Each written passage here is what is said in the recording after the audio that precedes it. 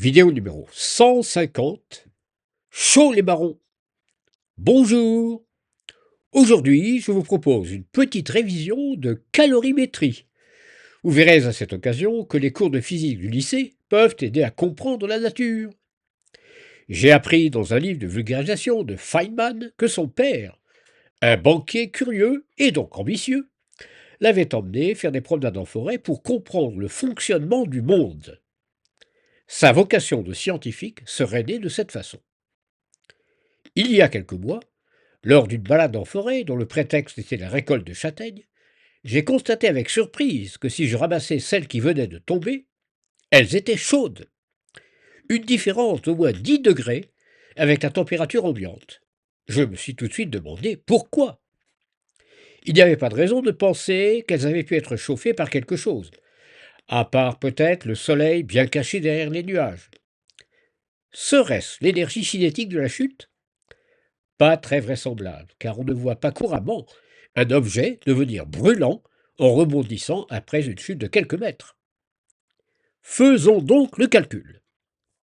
La formule fondamentale de la calorimétrie nous indique que l'énergie nécessaire pour augmenter de dt la température d'une châtaigne est grand E égale mc dt, où m est sa masse et petit c sa chaleur massique, dont la valeur est connue. Petit c égale 3200 joules par kilogramme et par degré.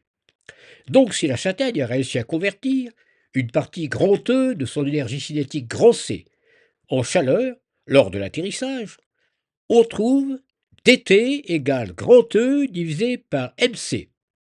Il se trouve que l'énergie cinétique à l'arrivée est égale à l'énergie potentielle de gravitation de la châtaigne avant sa chute d'une hauteur grand H. Et donc on trouve l'inégalité grand E divisé par petit m inférieur ou égal à grand C divisé par petit m égale petit g grand H, où petit g est l'accélération de la pesanteur et grand H est certainement inférieur à 10 mètres. Après réduction, on trouve donc dt inférieur ou égal à 100 divisé par petit c.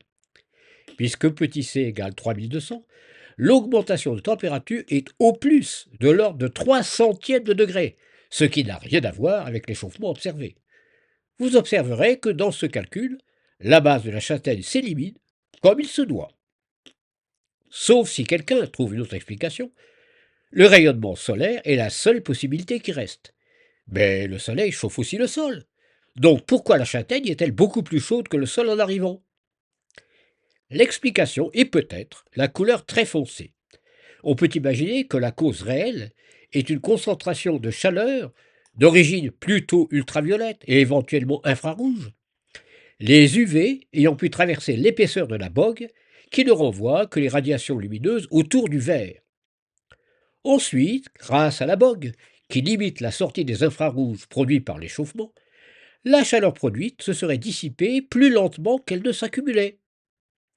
Je suppose que si j'avais fait ma récolte en soirée, les châtaignes seraient froides à leur arrivée au sol.